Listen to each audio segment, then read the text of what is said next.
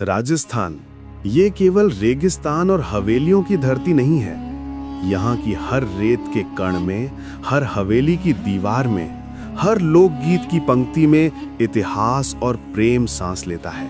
इसी समय बीकानेर क्षेत्र के पुंगल ठिकाने में पवार राजा पिंगल राज करते थे। उनकी गोद में एक नन्ही राजकुमारी जन्मी, मारवणी। ढोला मात्र 3 वर्ष का था और मारवणी केवल 1.5 वर्ष की। राजवंशों की परंपरा के अनुसार दोनों का विवाह करवा दिया गया। विवाह के बाद भी छोटी उम्र की वधू को ससुराल नहीं भेजा गया। ढोला अपने महल में खेलता कूदता बड़ा होने लगा।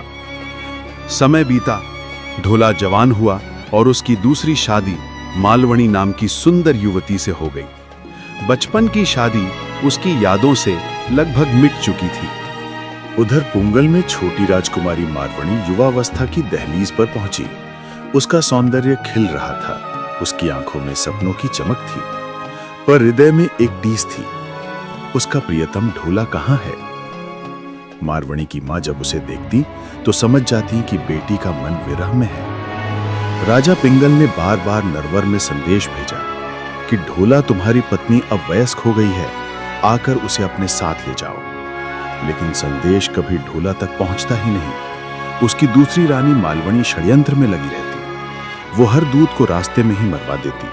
वो जान चुकी थी कि मारवणी अद्वितीय सुंदर है और यही ईर्ष्या उसकी क्रूरता का कारण बनी।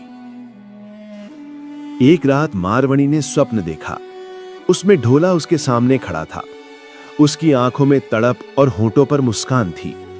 वो सपना इतना जीवन था कि जागते ही मारवणी की आंखों से आंसू बह निकले।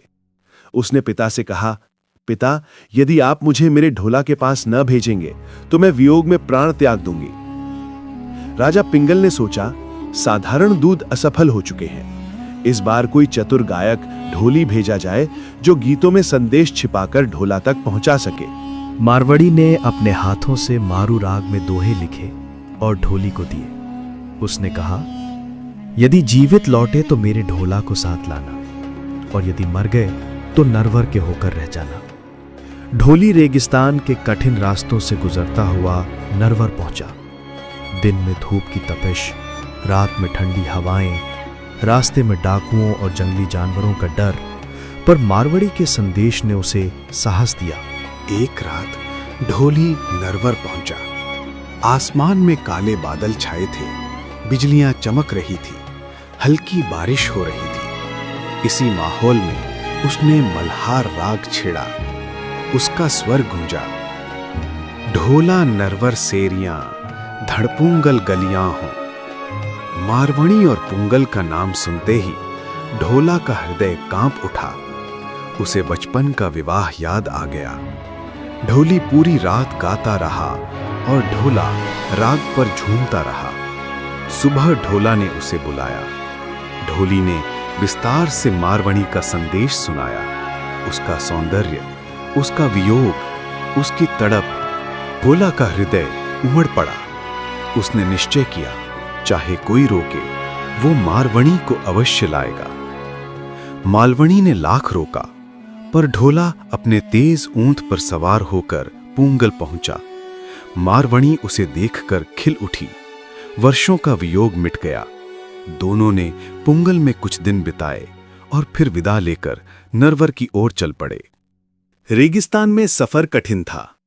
अचानक एक विषधर सांप ने मारवणी को डस लिया। वह जमीन पर गिर पड़ी। ढोला व्याकुल होकर रोने लगा। तभी वहां शिव पार्वती प्रकट हुए। उन्होंने करुणा दिखाकर मारवणी को जीवन दान दिया। ढोला ने राहत की सांस ली और यात्रा आगे बढ़ी। मार्ग में उमर सुमरा ने जाजम बिछाया। उसकी योजना थी ढोला को छल से मारना और मारवणी को पाना।